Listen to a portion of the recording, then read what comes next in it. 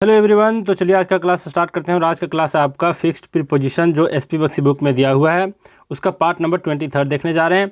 अब जरा देख लीजिए, जो नए हैं जिसको नहीं पता कि त्रिगीतम 4am क्लब क्या है, तो आप लोग सर्च करोगे टेलीग्राम पर त्रिगीतम, तो आपको एक ग्रुप मिलेगा त्रिगीतम 4am क्लब। यहाँ पर आप लोग ज्वाइन हो सकते हैं। अब जरा बात करते हैं पर्सनल गाइडेंस के बारे में। पर्सनल गाइडेंस के बारे में नहीं पता तो आप लोग मुझे व्हाट्सअप कर सकते हैं इस नंबर पे। आपको कॉल नहीं करना है, बस व्हाट्सअप पे मैसेज छोड़ना है और ये बताना है कि सर मुझे पर्सनल गाइडेंस ज्वाइन करना है। सिर्फ हाय हेलो कह के चुप नहीं लगाना है, ताकि मुझे पता चले कि आप किस लिए मैसेज किए हो। वहाँ पर जाओ और बोलो सीधा सीधा कि मुझे पर्सनल गाइडेंस चाहिए, तो मैं आपको रिप्लाई करूँगा। और सिर्फ हाय और हेलो का रिप्लाई मैं नहीं दूँगा। और जब तक कॉल ना करने बोलूँ तब तक कॉल ना करो। खुद भी मैं चांस देता हूँ लोगों को बात करने का। अब जरा देख लो फर्स्ट नंबर क्या है आज का। फर्स्ट नंबर का जो फिक्स्ड प्रीपोजिशन है ये है आपका मिक्स विथ। ये है आपका मिक्स विथ। मिक्स विथ का मतलब क्या अ थिंग होता है? नहीं, इसका मतलब है कि किसी वस्तु के सेंस में ये बताना चाह रहा है ब्रैकेट में। लेकिन मिक्स विथ का मतलब होता क्या है? तो इसका मतलब होता है एक सब्सटेंस को दूसरे सब्सटेंस में मिला देना, मतलब एक वस्तु को दूसरे वस्तु में मिला देना। तो वस्तु के सेंस में है, इसलिए यहाँ पर अ थिंग लिखा हुआ है। मतलब जब भी आप एक वस्तु को दूसरे वस्तु में मिलाते हो तो वहाँ पर मिक्स के साथ आपका विथ आता है।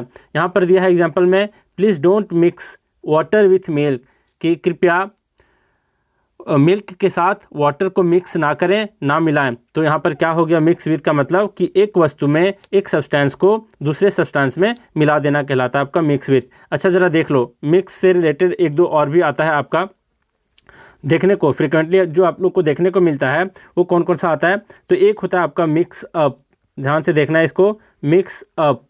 ये आपका मिक्स अप। तो मिक्स अप का मतलब होता है पहचानने में गड़बड़ कर देना। जैसे कब यूज़ करेंगे इसको? तो मान लिया जाए किसी ने आपको फ़ोन किया हो, आपको लगा हो कि वो आपका फ्रेंड है और बस शुरू हो गए फ्रेंडली वाली बातें को लेकर के। जैसे बोलते हैं ना लोग अपने फ्रेंड के साथ थोड़ा सा रफ लैंग्वेज में, बाद में पता चला कि नहीं वे आपके पापा वे आपके दोस्त के पापा निकले। तो इस तरीके से जो गड़बड़ी होती है पहचानने में, तो उसको कहते हैं मिक्स अप। तो मिक्सअप का मतलब होता है पहचानने में गड़बड़ कर देना।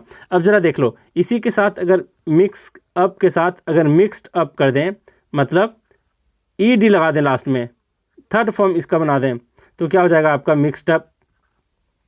अब देख लो मिक्स्ड अप का क्या मतलब है। तो मिक्स्ड अप, यहाँ पर मिक्स अप था, यहाँ पर ई डी लगा हुआ है, तो मिक्स्ड अप का मतलब हो जाता है परेशान। जैसे आपको मैं बताऊं, एक एग्जांपल दूं इसका, तो कैसे बता सकता हूं। मान लो कि यहाँ पर क्या बताया, मिक्स्ड अप का मतलब परेशान। तो किस तरीके का परेशान? तो मान लो किसी लड़के का नाम ले लेते हैं, मान लो राजू। राजू एक बंदे का नाम है, तो इसको बोल सकते हो राजू वॉज इनसिक्योर। इनसिक्योर मतलब असुरक्षित था, एंड मिक्स्ड अप, ऐसे कह सकते हो मिक्स्ड अप।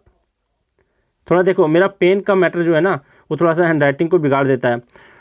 और ख़रीदूँगा बाद में, जब ये लॉकडाउन ख़त्म हो जाए उसके बाद अच्छा सा पेन एक खरीद लूँगा। तो यहाँ पर क्या है, Raju was insecure, mixed up and angry. And angry, तो क्या अर्थ हुआ इसका कि राजू जो था वो असुरक्षित था, मिक्स्ड अप था, मिक्स्ड अप का मतलब परेशान था, एंड क्या था, एंग्री था, मतलब गुस्से में था। तो ये होता है इसका मतलब। मिक्सअप का मतलब क्या बताया, ये मिक्स विथ का क्या मतलब बताया, जब किसी वस्तु को दूसरे वस्तु में मिला देते हो तो उस तरीके के मिक्स करने के साथ आपका विथ आता है। मिक्स अप अगर रहे डैश के साथ तो इसका मतलब होता है पहचानने में गड़बड़ कर देना, एग्जाम्पल में बता दिया। अगर मिक्स्ड अप रहे तो इसका मतलब होता है कि परेशान होना, परेशान रहना। तो ये भी समझ गए। नेक्स्ट सेकंड नंबर आपका क्या है, तो ये है आपका मेनस। मेनस टू, मेनस के साथ आपका टू आया है, तो क्या अर्थ होता है इसका, ट्रीट टू? नहीं, यहाँ पर होता है थ्रेट टू। तो आप थोड़ा सा अपने बुक में इंप्रूव कर लेना, यहाँ पर थ्रेट टू है, मतलब ट्रीट नहीं थ्रेट होना चाहिए, बुक में ट्रीट दिया हुआ है। तो आप लोग इसको थोड़ा सा इंप्रूव कर लेना, थ्रेट होगा ना कि ट्रीट होगा। तो क्या अर्थ है इसका मेनस टू का? मेनस टू, मेनस टू का मतलब होता है खतरा होना, या फिर बोल सकते हैं इसको हानिकारक होना, किसी के लिए थ्रेट होना, हानिकारक होना, खतरा होना। थ्रेट का मतलब खतरा होता है। तो जब भी मेनेस खतरे के सेंस में आए तो इसके साथ टू लगेगा, जिसे थ्रेट के साथ टू लगता है।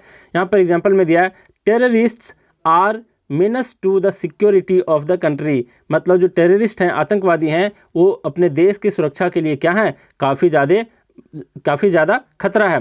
मतलब वो अपने देश के सिक्योरिटी के लिए खतरा है, हानिकारक है। तो मेनस टू, मेनस के साथ क्या आया आपका, टू आया। तो मेनस टू का मतलब होता है थ्रेट टू, मतलब खतरा या फिर हानिकारक। अब जरा देख लो थर्ड नंबर, ये आपका मैच 4। मैच फॉर मतलब जो क्रिकेट मैच खेलते हो, फुटबॉल मैच खेलते हो, वो वाला नहीं है। यहाँ पर मैच फॉर का मतलब होता है कि किसी से आप तुलना कर रहे हो, किसी एक व्यक्ति को दूसरे व्यक्ति से तुलना कर रहे हो, तब आप मैच कहते हो।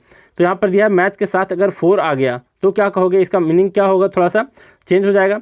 मैच फोर का मतलब होता है एक पर्सन के सेंस में जब किसी दूसरे पर्सन के साथ उसके क्वालिटी की तुलना करते हैं तब कहलाता है मैच फोर। इसको बोल सकते हैं कि किसी के बराबर होना, किसी के समान होना, ये कहलाता है आपका मैच फोर। तो मैच के साथ यहाँ पर फोर आएगा जब एक पर्सन को दूसरे पर्सन के क्वालिटी से आप उसकी तुलना करते हैं।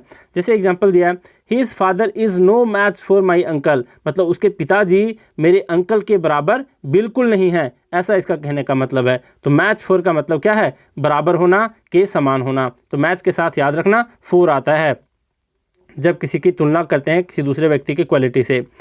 फोर्थ नंबर आपका मॉक एट क्या है, देखो मॉक का मतलब देखो हंसना होता है, और लाफ होता है LAUGH, फिर ग्रीन होता है मतलब किसी के साथ हंसना, यहाँ आई है डबल ई नहीं है। तो यहाँ पर भी लाफ के साथ भी आप देखते आए हो कि लाफ के साथ भी ऐट आता है, ग्रीन के साथ भी ऐट आता है, उसी तरीके से यहाँ पर मॉक के साथ भी ऐट आता है। मतलब लाफ ऐट का मतलब चेंज हो जाता है मीनिंग, लाफ का मतलब हंसना होता है, लेकिन लाफ के साथ अगर ऐट आ गया तो इसका मतलब क्या होता है, इसका मतलब होता है कि किसी का मजाक उड़ाना। उसी तरीके से ग्रीन का मतलब भी हंसना होता है, मंद मंद मुस्कुराना होता है, लेकिन ग्रीन के साथ अगर ऐट आ गया तो इसका मतलब ही चेंज हो जाता है, उसका मतलब क्या हो जाता है, किसी का मजाक उड़ाना। इसी तरीके से आपका मॉक ऐट है, तो मॉक के साथ जब भी ऐट आ गया तो समझ लेना कि किसी व्यक्ति का मजाक उड़ाना, पर्सन के सेंस में दिया है। फिर एन एक्ट दिया है, तो क्या मतलब है इसका, कि किसी व्यक्ति या उसकी एक्ट को, मतलब उसके एक्शन को, उसके काम को, और फिर उसकी परिस्थिति को क्या करना, मजाक उड़ाना, और फिर उस पर हंसी उड़ाना उसका। तो ये कहलाता है आपका मॉक के साथ ऐट। यहाँ पर दिया never mock at the poverty of others, मतलब दूसरों की गरीबी पर नहीं हंसना चाहिए, उसका मजाक नहीं उड़ाना चाहिए।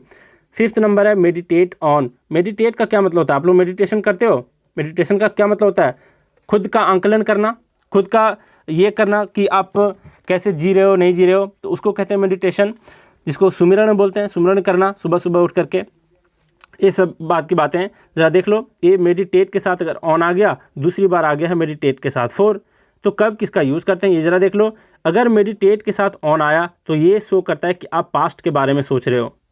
मेडिटेट के साथ अगर फोर आ गया तो आप किसके बारे में सोच रहे हो, फ्यूचर के बारे में सोच रहे हो। तो अर्थ क्या हुआ फिफ्थ और सिक्स्थ नंबर का, तो मेडिटेट ऑन अगर रहा तो इसका मतलब हुआ कि बीते दिनों को याद करना, बीते दिनों को सोचना और फिर याद करना, ये कहलाता है आपका मेडिटेट ऑन। फिर अगर मेडिटेट के साथ अगर फोर आ जाता है तो इसका मतलब क्या होता है, इसका मतलब होता है भविष्य में कुछ करने को सोचना, दोनों का मतलब होता है सोचना। लेकिन ऑन अगर आ गया तो पास्ट को सोचना, और फोर आ गया तो फ्यूचर को सोचना। अगर आपको याद करना है तो कैसे याद रख सकते हो, फोर है तो F फॉर फ्यूचर हो गया, बाकी एक ऑन बच गया तो ये खुद ही याद रह जाएगा कि ये पास्ट का होगा ही होगा। तो इस तरीके से याद रख सकते हो। तो मेडिटेट ऑन का मतलब क्या बताया कि बीते दिनों को याद करना, अब बीते दिनों को सोचना। मेडिटेट फोर का क्या मतलब बताया कि भविष्य में कुछ करने को सोचना।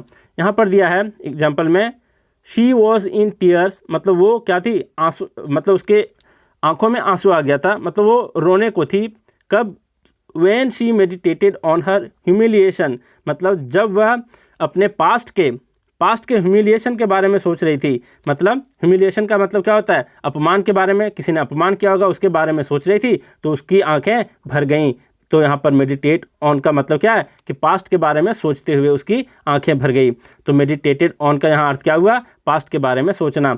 यहाँ पर फिर है इसी से रिलेट करते हुए ऑथर ने दिया है एग्जाम्पल, क्या दिया है कि she is meditating revenge for her humiliation. यहाँ पर देखो क्या है कि वो अपने ह्यूमिलिएशन का, अपने अपमान के बदला के बारे में सोच रही थी कि हम उसका बदला जरूर लेंगे।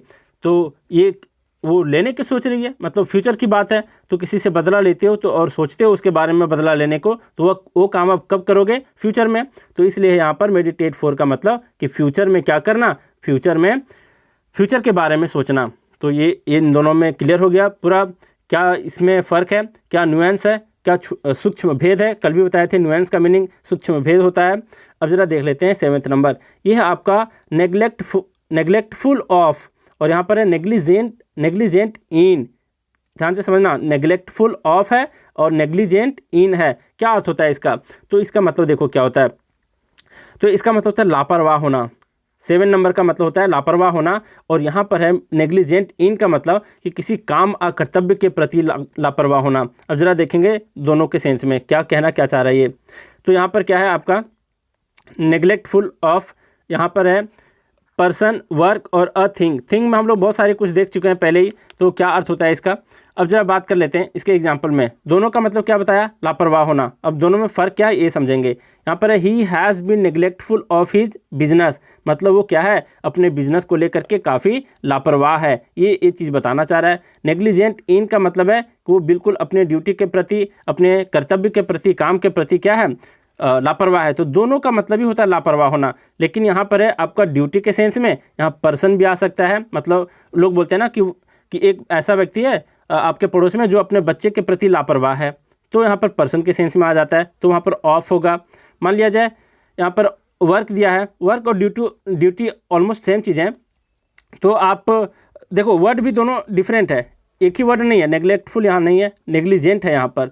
तो अगर नेग्लेक्टफुल आ गया तो ऑफ ही लगाना, और नेग्लिजेंट आ गया तो इसके साथ इन ही लगेगा, और आ तो वर्क रहे, आप पर्सन रहे, या फिर ड्यूटी रहे।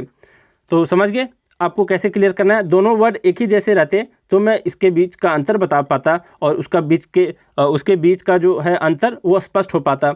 तो यहाँ पर आपको ध्यान रखना है कि नेग्लेक्टफुल रहा तो इसके साथ ऑफ आता है, नेग्लिजेंट रहा तो इसके साथ इन आता है, लेकिन दोनों का मतलब क्या होता है, लापरवाह होना। यहाँ पर है he has been neglectful of his business, मतलब वो अपने बिजनेस के प्रति, अपने व्यवसाय के प्रति क्या रहा है, वो बिल्कुल लापरवाह रहा है। और यहाँ पर दिया है don't be negligent in your duty, मतलब अपने कर्तव्य के प्रति कभी भी लापरवाह नहीं रहो, ये कहने का मतलब है। अब जरा देख लो यहाँ पर ड्यूटी वर्ड लिखा हुआ रहेगा आपका सेंटेंस में, तो समझ जाना कि नेग्लिजेंट के साथ हमको इन लगाना है। नेक्स्ट क्या है 9th नंबर, ये देख लो, ये आपका नीड फॉर का मतलब होता है समथिंग। समथिंग का क्या मतलब है, यहाँ भी समथिंग है। इन नीड ऑफ, तो ये जो है एक फ्रेज की तरह काम करता है। इन नीड ऑफ इसका मतलब होता है किसी चीज़ की कमी होना। इन नीड ऑफ मतलब आप किसी चीज़ की कमी में हो, तो इन नीड ऑफ कहलाता है। इस फ्रेज को याद रख लेना। और नीड फॉर का क्या मतलब है, तो इसका मतलब है किसी चीज़ की ज़रूरत होना। अब जरा बात करते हैं दोनों को। तो यहाँ पर दिया है एग्जाम्पल में नीड फॉर का मतलब किसी चीज़ की ज़रूरत होना, और यहाँ पर दिया है there is no need for further action in the matter, मतलब उस मैटर में, उस समस्या में आगे भी कार्रवाई किया जाए इसकी ज़रूरत नहीं है। नो नीड फॉर मतलब उस कार्रवाई की ज़रूरत नहीं है, तो की ज़रूरत होना का इंग्लिश होता है नीड फॉर। और इन नीड ऑफ तो बता दिया एक तरह का फ्रेज होता है, इसका मतलब होता है किसी चीज़ की कमी होना। जैसे यहाँ बोला है I am not in need of money, मतलब मुझे पैसों की कमी नहीं है, ये कहना ये चाह रहा है। तो इन नीड ऑफ एक साथ आया है, याद रख लेना। अब सबका हम लोग रिकैप कर लेते हैं पहले की तरह कि क्या किसका मीनिंग होता है। तो मिक्स आपको जब भी दिख जाए इसके साथ विथ, तो समझ जाना एक वस्तु को दूसरे वस्तु में मिलाया जा रहा है। नेक्स्ट है मेनस टू, इसका मतलब है कि किसी चीज़ के प्रति खतरा होना, किसी चीज़ के प्रति हानिकारक होना। 3rd नंबर है मैच फॉर, मतलब एक व्यक्ति की तुलना दूसरे व्यक्ति की क्वालिटी से करते हैं तो वो कहलाता है किसी के बराबर होना, किसी के समान होना, मैच फॉर कहलाता है। मॉक एट का मतलब होता है हंसी उड़ाना, मजाक उड़ाना। मेडिटेट ऑन मतलब पास्ट के बारे में सोचना। मेडिटेट फॉर मतलब फ्यूचर के बारे में सोचना। नेग्लेक्टफुल ऑफ का मतलब लापरवाह होना, और नेग्लिजेंट इन का मतलब भी लापरवाह होना। नीड फॉर, नीड के साथ अगर फॉर आ गया तो समझ लो कि किसी चीज़ की ज़रूरत है, और इन नीड ऑफ है मतलब किसी चीज़ की कमी है। दोनों का सेंस ऑलमोस्ट सेम है, लेकिन आपको इस तरीके से याद रखना है कि इन नीड ऑफ आया मतलब किसी चीज़ की कमी हुई, नीड फॉर है तो किसी चीज़ की आवश्यकता पड़ी, ज़रूरत पड़ी। दोनों का ऑलमोस्ट सेम है, लेकिन इसको फ्रेज की तरह याद रखोगे कि नीड ऑफ अगर आ गया तो इसके पहले इन लगता है, या फिर इन नीड है तो उसके बाद ऑफ लगता है। तो इस तरीके से पूछा जा सकता है। मान लो इन नीड दिया है, यहाँ पर इन नीड दिया है और यहाँ पर ब्लैंक्स है, तो फॉर भी है आपका ऑप्शन में, इन भी है, तो आपको इन लगा देना है, सॉरी ऑफ लगा देना है, मतलब ऑफ रहा तो। और मान लिया जाए कि यहाँ पर से आपका पहले ही फिल इन द ब्लैंक्स दे दिया है और यहाँ बोला है नीड ऑफ, तो समझ आना कि ये फ्रेज हम लोग पहले से याद रखें, तो यहाँ पर इन होगा ना कि फॉर होगा। तो इस फ्रेज को एक साथ याद रख लेना। तो हम लोग आज बहुत कुछ सीखे। तो आप लोग क्या करेंगे, अब इस वीडियो को ज़रूर लाइक करना, रिमाइंड करवा देता हूँ, और हो सके तो अपने फ्रेंड के बीच इसको शेयर भी करना, या फिर किसी भी ग्रुप में शेयर कर देना, ताकि इस चैनल का ग्रोथ हो और मुझे पढ़ाने में भी थोड़ा मज़ा आए। तो चलिए आज का क्लास यहीं रैप अप करते हैं। Thank you very much.